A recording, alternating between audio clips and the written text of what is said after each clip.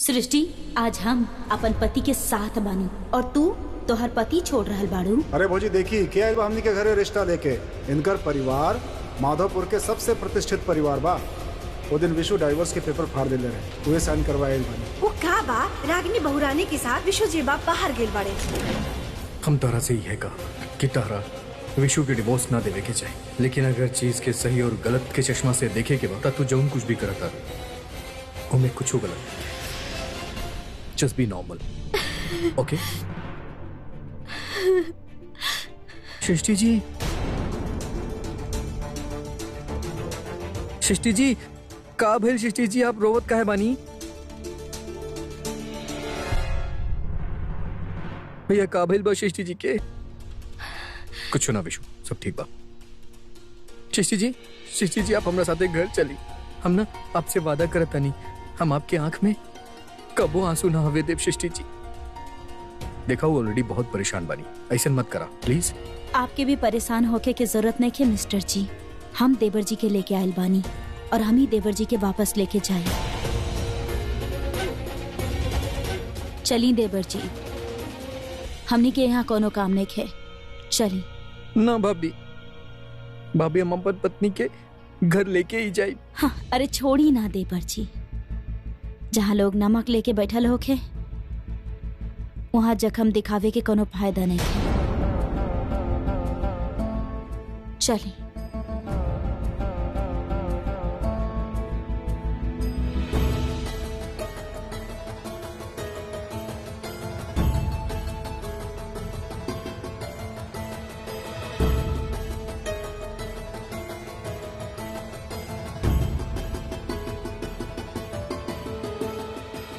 अपन ध्यान रखिए।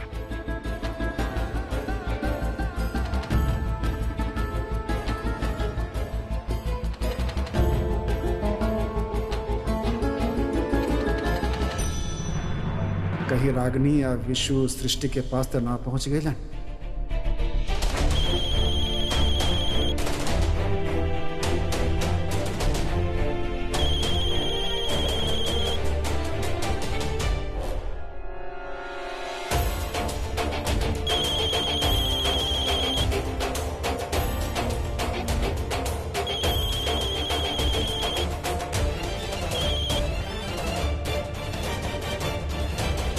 हेलो हेलो सृष्टि, हेलो सृष्टि, सब ठीक बा? विशु जी आयल रहे रागिनी के साथ।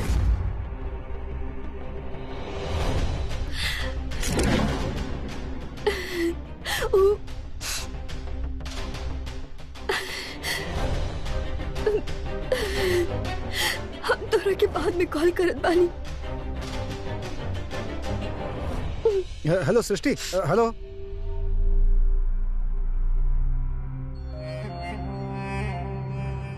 रागिनी हमार सारा मेहनत पर पानी डाल रहा बिया। हम विशु के जितना सृष्टि से दूर रखे के कोशिश कर रहा बानी, वो रागिनी अब उनके पास ले जाके कोशिश कर रहा बिया। एकरा ते हम छोड़ा ना, और ए बार इनकर किस्मत भी इनकर साथ ना दी।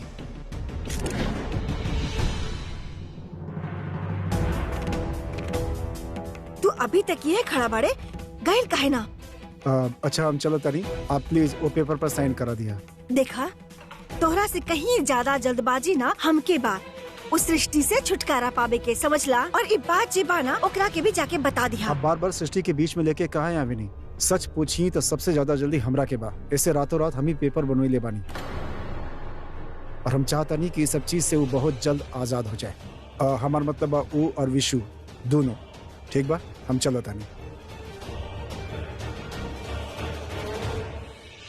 अब वो पता ना काहे बाकी हमके ऐसा लागत बा ना कि सृष्टि के तलाक में जरूर एकर कोनो फायदा बा। दुलरिया, लागत तो हमके भी कुछ ऐसने बा, लेकिन का बा? लेकिन हमके इनकरा से कहीं ज्यादा फायदा होखे वाला बा, ये खातिर हम चुप बैठल बानी। फुआ फोन बज रहल बा तहार। अरे बाप रे, ये तो रागिनी बहुरानी के मैसेज बा। आधा घंटा में वो विशु के लेके यहाँ पहुँच रहल बा, और अभी तक हम इन लोगन के रवाना न कैनी। का करी? ई तो हमार इतना सारा जमीन जायदाद जे बा ना, ओकरे चलते वकीलन के आइब जाइब लगले रहेला। हाँ। अच्छा ये बतावा भाई साहब, आपके भी माधोपुर में अच्छा खासा जायदाद होके का? खाली माधवपुर का है बहन जी, आपके पूरा जिला में हमार प्रॉपर्टी बा। और यहाँ आपके गांव के पास वाला सारा जायदाद अपन बेटी के देवे वाला बानी। ये तो बहुत ही अच्छा बात बा भाई साहब। अगर ऐसे बात है चट मंगनी पट ब्याह कर लेत बानी। काहे? हाँ देवर जी, आज ही पंडित जी के बुलवाई के मुहूर्त निकलवाई। हाँ हाँ बिल्कुल, आज बात कर देता नहीं पंडित जी से फिर। ये सब तो ठीक बा। अब बाकी एक बार विशु जी के अपन आँख से देख लेती हम लोग, तनी आँख ठंडा जाती हमार। से तो बा वो का बा, विशु जी बा ना बड़की बहुरिया के बाजार दिखावे ले गए बड़े, आवे में बहुत देर हो जाए। अरे तो कोनो बात नहीं के बहन जी, हम भी फुर्सत से बानी, इंतजार कर ले हम।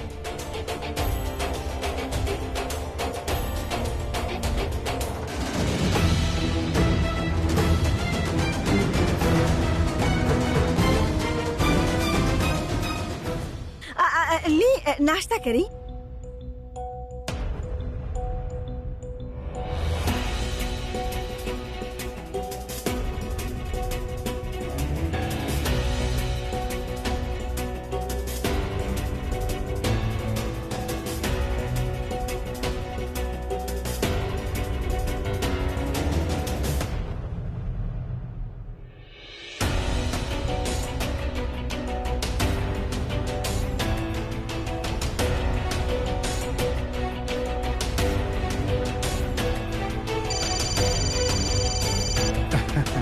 अरे देखिए अपन विशु के फोन भी आ गए, हम बतिया देता नहीं। हाँ हेलो, हाँ हाँ विशु, हाँ बोला बोला बोला। अरे हम कहता नहीं भैया कि का पूरा बाजार भोजी के खरीदवा देबा का भाई? अरे अरे अरे अच्छा अच्छा अच्छा अच्छा अच्छा, कोनो बड़ा समस्या तो ना बना? हाँ ठीक बा, तू देखा हम हाँ हाँ ठीक बा। देवर जी का भइल, का कह रहल बा? रागिनी के अम्मा बाड़ी ना बीना जी, उनकर तबीयत खराब हो गई बा। अब विशु रागिनी के लेके उनके अम्मा के घरे चल गई बा। अब कह रहल बा कि समय लगी, मतलब रात भी हो सकेला। अरे बाप रे, अब का कहल जाई? अब चौहान साहब जे ऊपर रात रुक कर इंतजार तो ना कर सकी है ना विशु के? अरे कोनो बात नहीं के बहन जी, आज न तो कल विशु जी से मुलाकात होकबे करी। हमरा इजाजत दी, हम चलता नहीं।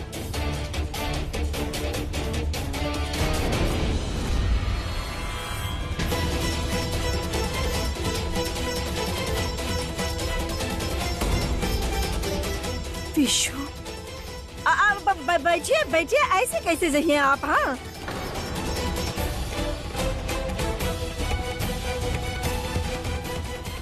कल जन्माष्टमी जे रहा तो प्रसाद ते लेके जाई। हाँ दुलरिया जा, तेरे प्रसाद लेके आवा जा। हाँ हाँ हम लेके आवा तानी, काहे कि भगवान की मर्जी से तो सब हो रहल बा। का बा पूरा रात ना सही, तनी देर दा हमरा साथ बैठे ही सकेले ना। बैठी।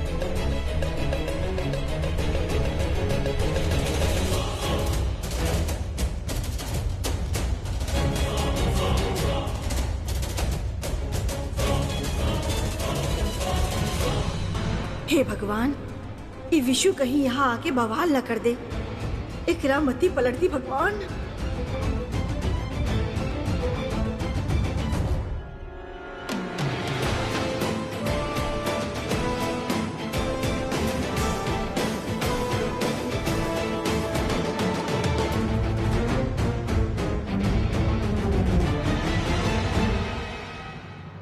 हई ली प्रसादी है भगवान के। आई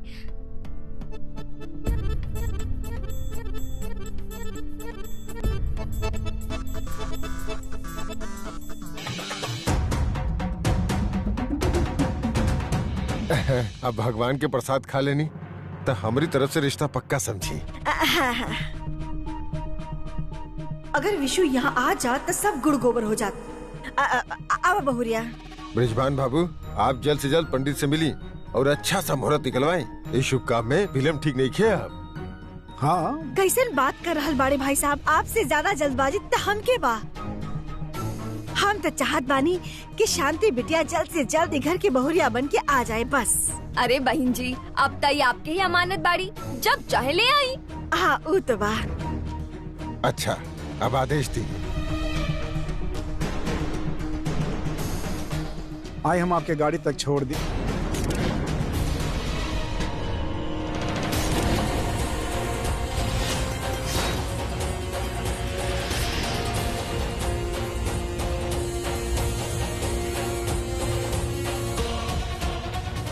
फुआ किस्मत अच्छा बताहार, बाकी सनिच्चर के का करबू। आज ही घर में सुनामी आके ही रही।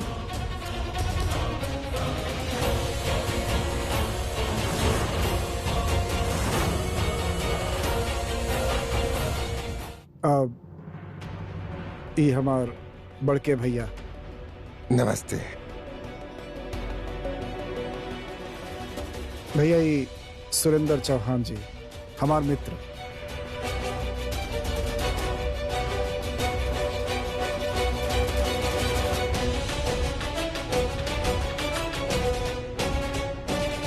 हम इनके गाड़ी तक छोड़ के आवत हन।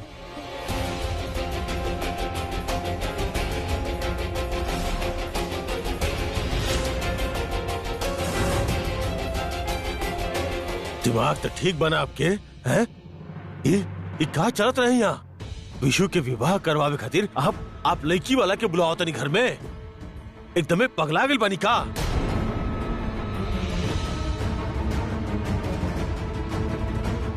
और तू ब्रिजभान, ये पागलपन में एकरा रोके के बजाय इनकर साथ दे रहल बड़ा। अरे विशु बेटा के दूसर विवाह करवावे के अभी हम सोच भी कैसे सकता नहीं। काहे? आप विशु के शादी की खातिर सोच सकेले, हम ना सोच सकेले? आप करवाई के लायल रहे ना विशु के ब्याह उस सृष्टि के साथ। का अंजाम भइलू शादी के? हाँ, अरे हमार बेटा के मुंह पे तमाचा मार ले ब्याह तलाक के। अरे ओकरा दूसर ब्याह करवा के हम थोड़े से खुशी अगर विशु खातिर बटोरे चाहत बानी त एकरा में गलत का बा? आप शायद भूल रहल बानी श्रीमती जी, तलाक भाई लइखे, तलाक के खाली नोटिस देले बिया सृष्टि बहू। अरे ऐसा में हमने सबके मिल के वो रिश्ता के बचावे के कोशिश करे के चाहिए। और आप अरे कब्बो तो समझी चीज के, तलाक के नोटिस ये घर पे आवल एक आपदा बा, विशु के दूसर विवाह करवावे के मौका ना।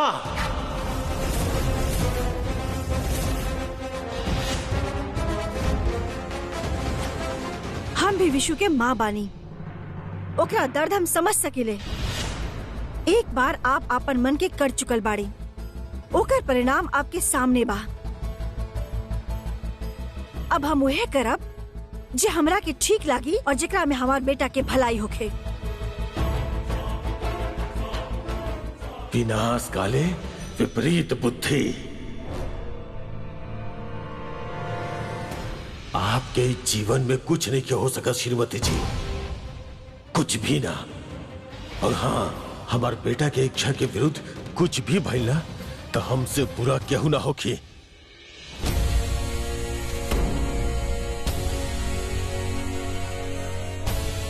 सासू मैया बहुत एक गलत करे जा रहल बाड़ी। देवर जी इस शादी कबो न स्वीकारी है।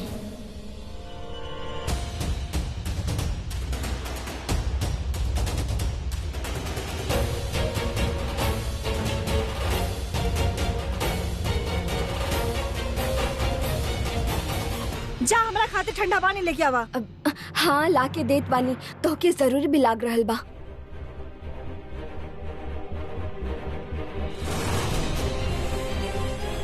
काबिल माँ, पापा इतना गुस्सा में काहे रहे? अरे कुछ ना बेटा, वो विशु के खातिर लड़की वालन के बुलवा ले रही, तो यही बात पे आग बबूला होके गइल बाड़े। विशु के देखे खातिर लड़की वाले आए लले, मतलब आप विशु के दूसरा शादी की तैयारी करता नहीं? ओकर डिवोर्स रोके के बजे आप ओकर शादी की तैयारी करता नहीं? का हो गइल बा आपके? माँ आप जाने ली कि एकर असर विशु पे का पड़ी? अगर आज आप सृष्टि के सामने ओकरा रोवत बिलखत दिखती ना तो शायद ऐसा बात ना करती। प्लीज माँ, ऐसा कुछ काम मत करिए जिससे घर के शांति भंग हो जाए, प्लीज।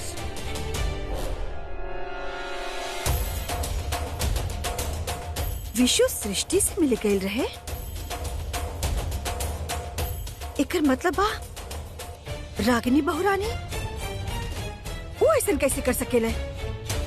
वो हमसे बहाना बनाई के विशु के सृष्टि से मिलावे लेके गए रहे। काहे? आपके अनुमति होके तो हम देवर जी के अपना साथ ले जाता नहीं। ले जा। हाँ बेटा,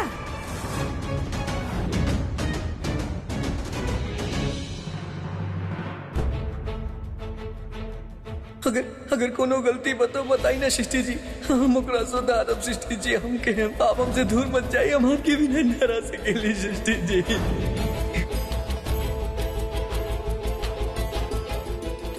हम सृष्टि जी के छोड़ के कहूँ ना जाए।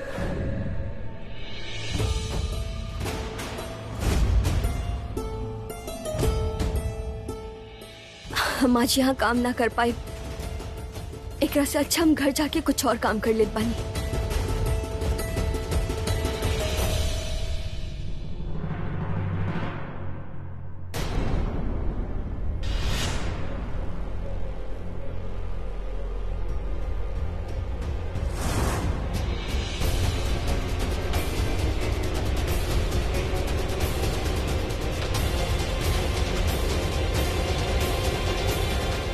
लागत बा इनका के भी डिवोर्स के बारे में पता चल गई। बिटिया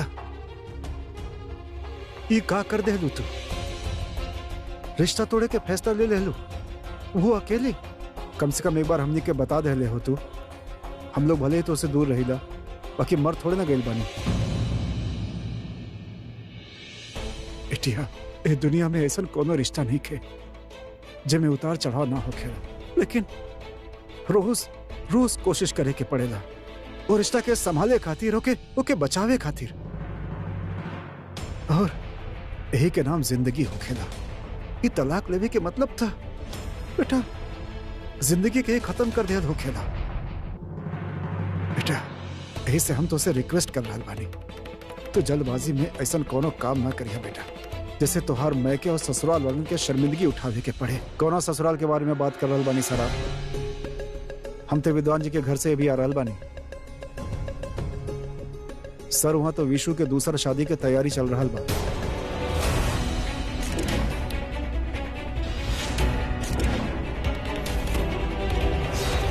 लेन देन के रकम भी तय हो चुकल बा, बस मुहूर्त निकालल बाकी बा। दहेज में मोटी रकम मिल रहा बा शायद। वो लोग तो विशु के डाइवोर्स से बहुत खुश बाड़न। ना ना ई कैसे हो सकेला? अभी तो हमारे विद्वान जी से बात भइल रहे बना बेटा। सर हमरा भी अपन आंख पर विश्वास नहीं किया हो रहा बा, मगर ये सच बा कि विशु के दूसरा शादी के वहां पर तैयारी चल रहा बा। ना ऐसा ना हो सकेला। वो हमरा से वादा कर ले रहलन, विद्वान जी ऐसा कबो ना कर सकेलन। हम जाता नहीं।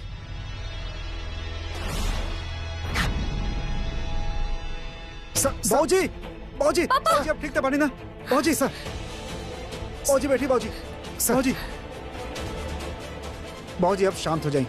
हमरा लगा था कोनो गलत फहमी भइल बा, बस आप शांत हो जाइए प्लीज। सर प्लीज आप पानी पी, और ये सब चीज के बारे में आप फिक्र मत करी, हम सब संभाल लेब सर। अपन ख्याल रखी। पापा घर चलत बानी। सुनी भैया, पापा के घर लेके चलत बानी, चली।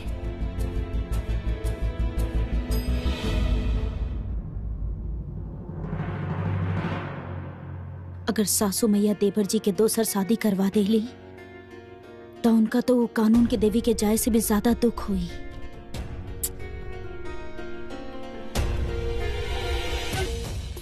बहुरानी आज तो हमार मन बहुत दुखी केले बाड़ू। काहे छिप छिप के सब कर रहल बाड़ू? अरे काहे विशु के वो कानून वाले से मिलवावे की गई रहलू? देखिए सासू माँ, हम आपसे कुछ झूठ ना बोले चाहत रही, लेकिन हमरा से देवर जी के हालत ना देखल जात रहे। अरे हम तो बस उनकर मदद करे के कोशिश कईनी। देखा बहुरानी, तू एगो बहुते बड़ा घर से बाड़ू, यही से तुहार दिल बहुते बड़ा बा। तू सबके भला सोचेलू, लेकिन विशु के भला सोचे खातिर अभी हम सब जिंदा बाड़ी। ओकर अच्छा बुरा हम जाने ली।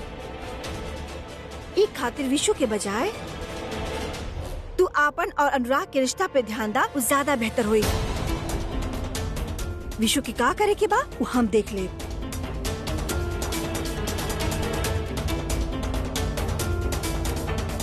ससुरा जब कुछ गलत करत रहनी तब भगवान हमार साथ देत रहे, और आज कुछ सही करे जा रहल बानी तब सासू मैया 4 बात सुना के चल गेली हमरा के। कनी ना हमके ना खाए के बा, ले जा सब यहाँ से। हमके सिर्फ सृष्टि जी के पास जाए के बा। जा सब लोग यहाँ से। ई देवर जी के का हो गइल जाके देखा तानी।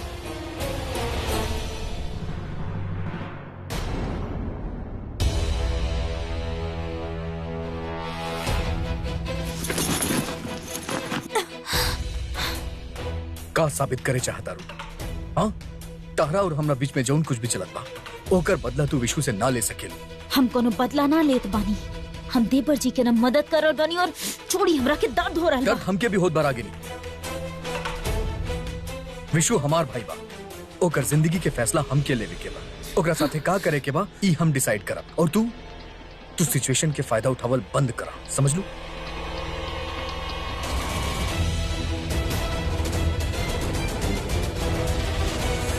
हम रागिनी सिंह बानी, मौका के फायदा उठावतानी, मजबूरी के ना।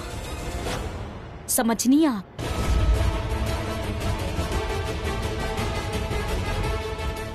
और हम ना देवर जी के मदद जरूर करब, चाहे जे हो जाए। ना, तू विशु से दूर रहू, समझ लो तू? अरे हम आपके जैसा नहीं की मिस्टर जी। हम ना देख सके नहीं देवर जी के रोवत तड़पत। भाभी, यहाँ केहू भी हमार बात नहीं की सुनत। आप हमके सृष्टि जी के पास लेके जाइब ना भाभी। तू ऐसन कुछो ना करबू रागिनी, समझ लू तू? तारा ऐसन करे से विशु के गलतफहमी हो जाएला, और ऐसे में वो सृष्टि के पीछे कबू ना छोड़ी, और जौन चाहेला ओकरा हमनी ना दे सकेली, समझ लू तू? ई दुनिया में ना ऐसन कोनो काम नहीं के जे ना कइल जा सकेला। अगर हम रागिनी सिंह पे उतर आई नहीं ना, सर पे बंदूक लगा के उठा लाए बाप के सृष्टि के और बैठा दे देवर जी के बगल में। क्यों रोक ना सकेला हम रखे? लेकिन कहा बाना, ई सब ना देवर जी के पसंद नहीं के। तू ऐसन कुछो ना करबू।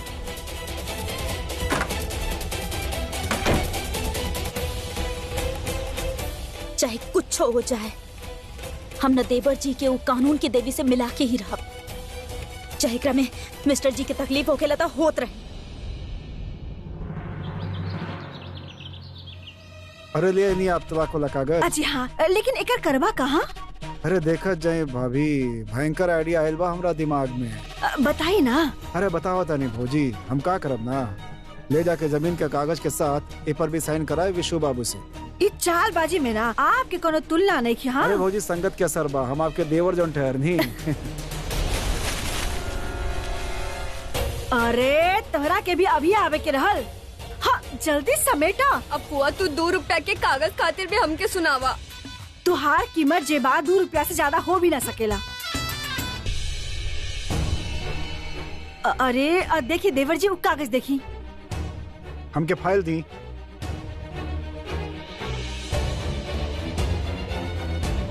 वो कागज कहाँ बा? हाँ? ऊ बा।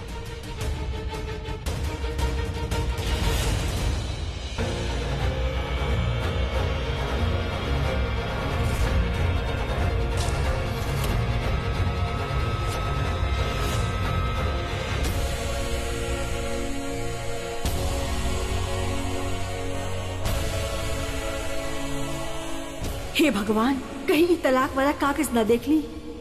इनकर मति भ्रम कर दा।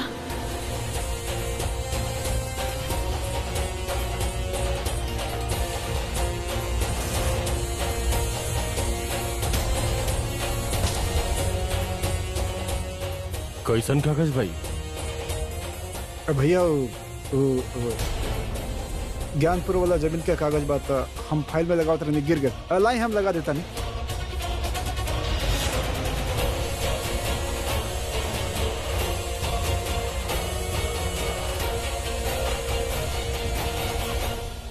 ले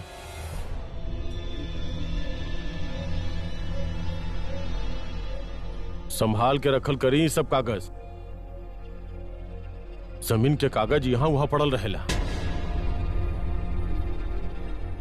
अच्छा श्रीमती जी, हम एगो जरूरी काम से बाहर जा रहल बानी और आपसे एगो विनम्र निवेदन बा। मेहरबानी करके हमरा पीठ पीछे कोनो नया बखेड़ा खड़ा मत कर दिया।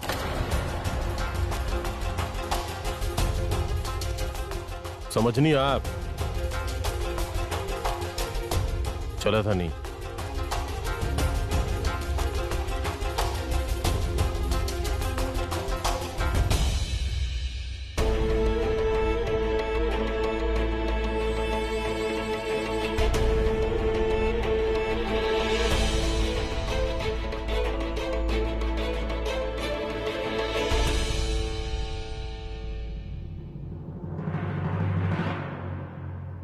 विशु बेटा,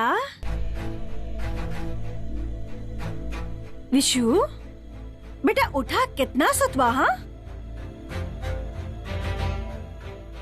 उठा बेटा। हम मना कैले रहनी ना,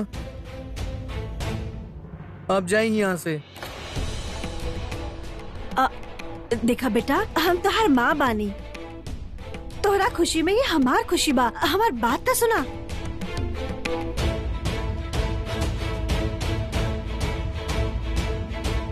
अरे विशु बाबू, अरे भाई भौजी सही है कहा ताड़ी।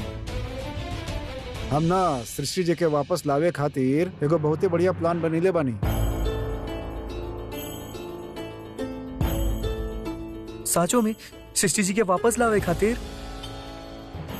हाँ बेटा, जौना बात में तोहार खुशी बा वही बात में हमार खुशी बा। अब देखा का बाकी हमने की जे जमीन के सारा मुकदमा बा वो सृष्टि संभालेला। हाँ तो हम सोचनी कि ओकरा में से एगो जमीन जे बा वो तोहरा नाम कर देत बानी।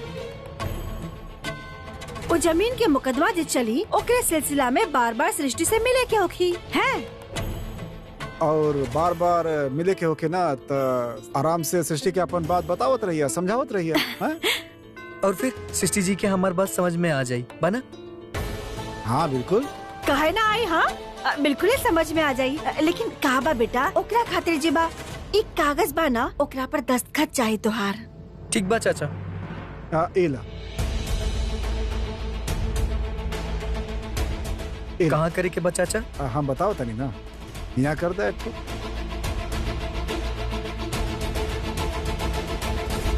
चाचा अगर हमके सृष्टि जी के साथ वक्त बितावे के मौका मिलल ना तो हम उनके जरूर मना ले।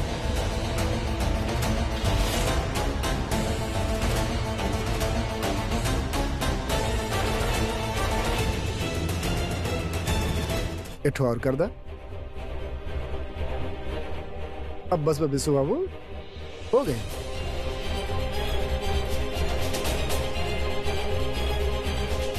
बहुत ही बढ़िया बेटा है।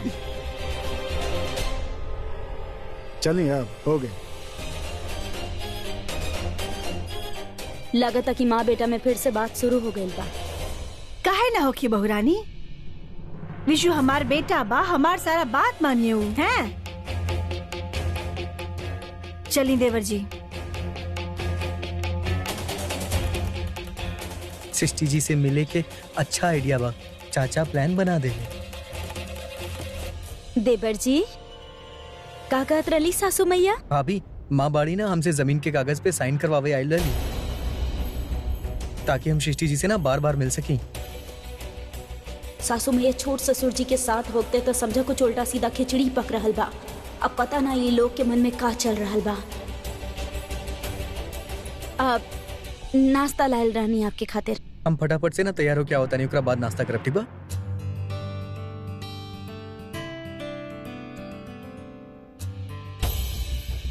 कुछ तो झोल बा, पता करे के पड़ी। हाँ हम दस्तखत करवा ले बानी। अब जल्द से जल्द आवा और ले जा अभी। वो हमके तलाक दा शेखर उकसा रहल बा सृष्टि के तलाक खातिर। अरे तो उकसावे दा, हमरा की का करे के बा? फायदा तो हमने के बा ना, हमरा खातिर एहसान हो जाए, समझलू? एकर मतलब सासू मैया जमीन के कागज के जगह देवर जी से तलाक के कागज साइन करवा लेंगी। और उस शेखर उतब्बा ही दुमुहा सांप वहाँ कानून के देवी के और यहाँ सासू मैया के इस्तेमाल कर रहल बा। इस सांप के ना हम केचली निकाल के रहा। नारद, वो शेखर वकील बाना, वो हरिनगर से बिलासपुर आ रहल बा। ओकर हर चाल पे नजर रखा और हमरा के खबर करा। अरे जितना कह रहल बानी ना उतना करा तू।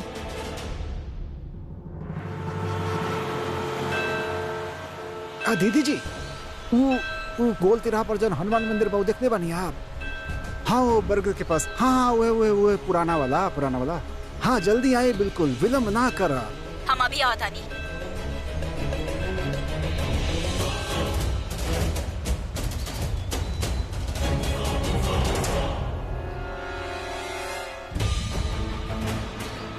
बहुत सही काम कहनी आप। बस एक बार विशु की शादी हो जाए तो हमारा मकसद पूरा हो जाए। हम तब बोले ही रहनी वकील बाबू, हमार निशाना चूक न सकेला। और वो विद्वान सिंह के परिवार के खिलाफ तो हमके चोट खाइल नागिन ही समझा। यही से तो हम आपके जेल से रिहा करवैले बानी। वो कहल जाला ना कि दुश्मन के दुश्मन आखिर दोस्त होखेला। ऐसे आपके बदला भी पूरा हो जाए और हमारा मकसद भी। वैसे विशु खातिर बहुत सही लड़की चुनने बानी आप। इस शादी के बाद तक विद्वान सिंह के परिवार के सुबह भजन से ना तमाशा से शुरू भइल करी। लेकिन एगो बात समझना आई, हमार दुश्मनी वो रेवती के साथ तक चल रहे बा, लेकिन आप ये सब काहे कर रहे बारे?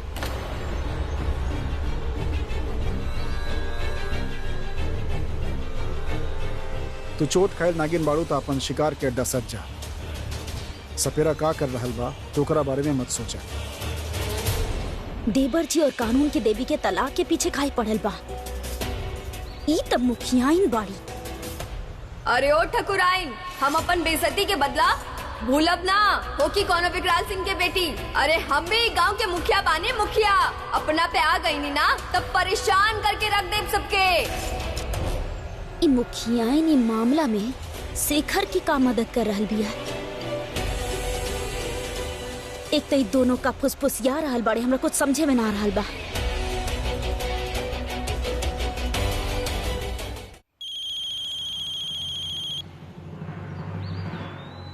हेलो हेलो शेखर, तू कहाँ बारा? हम बस यहीं आइल बानी, बाहर तक। सब ठीक? अरे हम ठीक बानी, लेकिन आज हमारे क्लाइंट के डिवोर्स केस के फाइनल हियरिंग बा। तू अभी तक ना आइला? अरे अच्छा बिल, तू याद दिला दिलू, हम तो भुला ही गए रहनी। बस अभी आवत नहीं हम। जल्दी आवा, बाय। हमारे कॉल के इंतजार करिए। अगला स्टेप के बारे में फोन पर बताए हम तोहरा के। जरूर।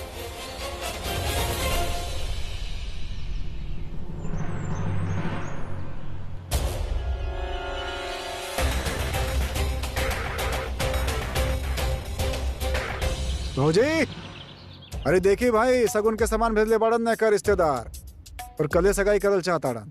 अरे वाह, सगुन में इतना सामान भेजले बाड़े तो शादी में काका करिए? हाँ, वो हमके तलागत बाकी ऊ खजाना के दरवाजा खोल दी तोरा खातिर और कहिए कि जॉन लेवे के बाद ले ला आई। एकदम में सही कह रहल बाड़ू दुलरिया। इतना सुंदर बहू, इतना अमीर खानदान। अरे हम सोचले भी ना रहली कि विशु खातिर इतना अच्छा रिश्ता मिली। ई सब परमात्मा के कृपा बा। भौजी, ई सब तनी जल्दी ना हो रहल बा। काले देखलन हाँ आई सब सगाई उगाई के बाद। देखी देवर जी, ई शादी जे बा ना हमरा गला के हड्डी बन गई बा। जितना जल्दी हो सके ना उतना जल्दी अच्छा बा। हम तो कहत बानी कि कल लगे हाथ शादी के मुहूर्त भी निकलवा ही लेत बानी। काहे? आपके ठीक लागता तो निकलवा ही लेता नहीं हम। हाँ दुलरिया, ये सब छोड़ा, बाद में देख लिया। और जा जाके अंदर रखा, अगर क्यों देख लीलस ना तब बखेड़ा खड़ा हो जाए। जा ठीक बा, ये भी लेके जा। अरे संभाल के। तू तनी को परेशान मत होका, हम सब सहियार ले। आराम से है। हाँ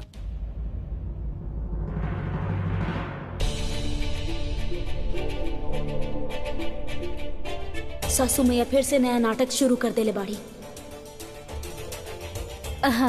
सासू माँ, इतना सारा सामान बाजार गए रहलू, बहुत शॉपिंग कैलू ना?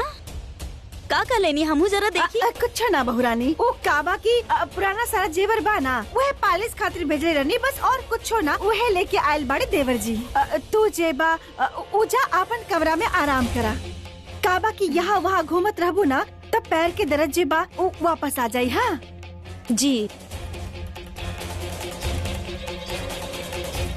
इस सासू मैया जौन माया जाल देवर जी खातिर बुन रहल बाड़ी, उनकर दिल टूट जाई। हमरा कानून के देवी और देवर जी के मिलावे के होगी। अरे भौजी, हमार बात सुनी।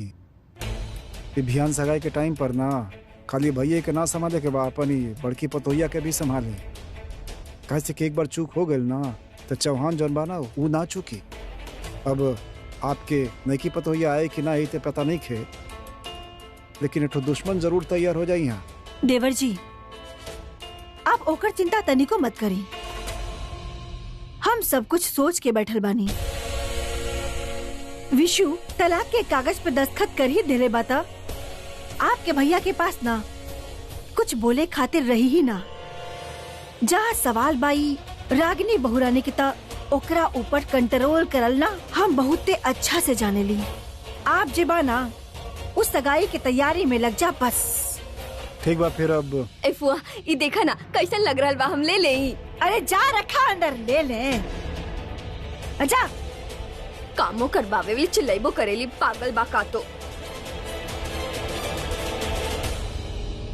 तो पता करे कि शेखर मुखियान के बीच में का कनेक्शन भिड़ल बा, और जे कुछ भी हमरा घर में हो रहल बा ओकरा में मुखियान के कितना बड़ा हाथ बा। अगर हमनी के शेखर के प्लान फेल करे के होखी ना तो ओकरा खातिर मुखियान के खेला समझे के होखी। समझला तू? चला बाद में बात करता नहीं तरह से।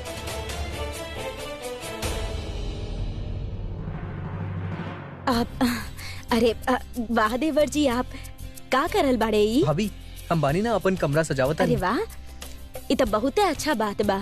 लाई हम भी आपके मदद कर देता नहीं। हाँ एक बात बोली देवर जी, आप ना हर काम में बहुत अव्वल बाड़े।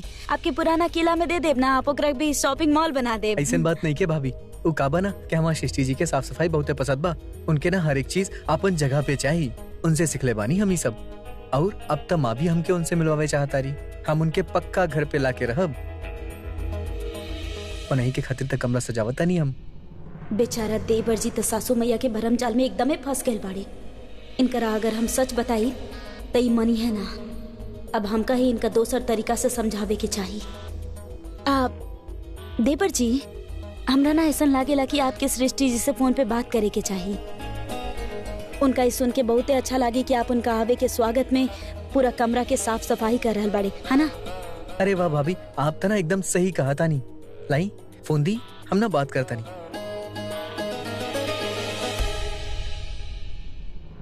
अरे वाह, का बात हो रहा बा देवर भौजाई में? हाँ कुछ ना सासू माँ, देवर जी रूम के साफ सफाई करत रहले त हमरा दिखावे खातिर यहाँ बुलेले। ये तो बहुत अच्छा बात बा। विशु बेटा, हमके बुलवा ले रहता या दिव्या के बुलवा ले रहता? तू काहे कर रहल बड़ा ये सब काम? हाँ लावा, हम तो हर मदद कर देत बानी।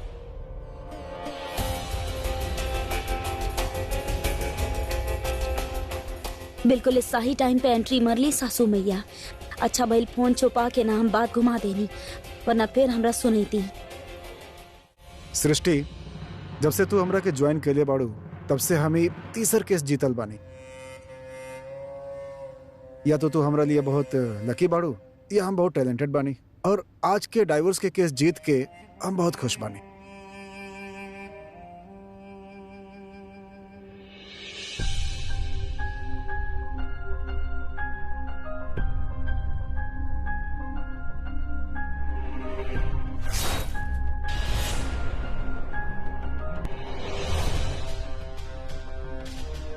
आई नो सृष्टि, तू ये डाइवोर्स के पेन से गुजर रहा बाड़ू कि उसे तलाक लेवे के डिसीजन इतना आसान ना हो खेला, लेकिन एक आजाद जिंदगी के एहसास ए पेन से 1000 गुना ज्यादा खुशी देवेला। इनफैक्ट हमारा पास तोरे लिए एगो गुड न्यूज बा। आज रेवती जी के फोन आयल रहे, विशु डाइवोर्स के पेपर पर साइन कर देले बा। हम कल जाके वो पेपर्स ले आए, ओकरा बाद वो पेपर्स पर तुहार साइन होखत ही तू हमेशा खातिर अपन बीते हुए कल से आजाद हो जाएगी।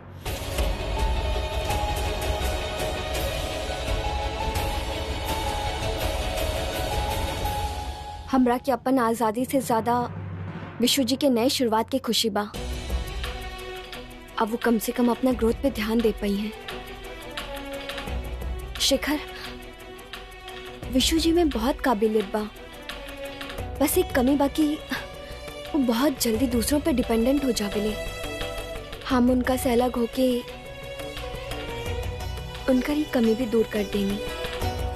अब देखिए वो बहुत आगे जी हैं।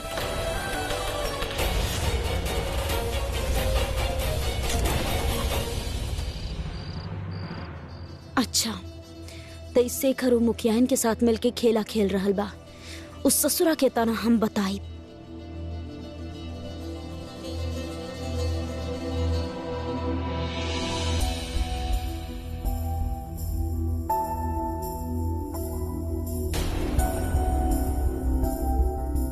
का अब कौन नया खुराफात सोचा तारू? हमरा ये बात मिस्टर जी के बता देवे के चाहिए। ऐसे घूरा मत हमरा के।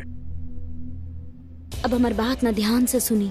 वो शेखर नहीं खे, ओकरा वो गांव के ना मुखियाइन के साथ देख ले रहनी और कुछ तो खेला खेल रहल बाड़ी। ओ प्लीज स्टॉप दिस नॉनसेंस। का तोहर प्रॉब्लम का बा? हाँ, और तोरा कोनो काम हम नहीं का? अगर ना बा तो जाके वहाँ कोने में बैठ जा और प्लीज वहाँ से हिलिया मत।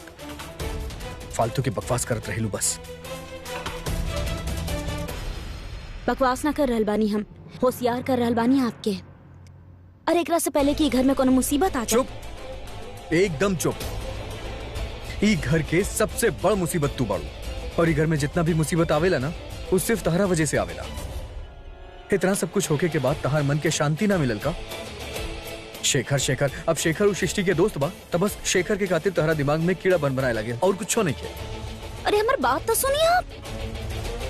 अरे हमार दिमाग में तो कुछ और चल रहा बा। और अब तू हमार बात सुना। हमार भाई बहुत पेन में बा, तोहरा वजह से अगर कुछ प्रॉब्लम भइल ना तो हमसे बुरा केहू ना होई, समझ लू तू?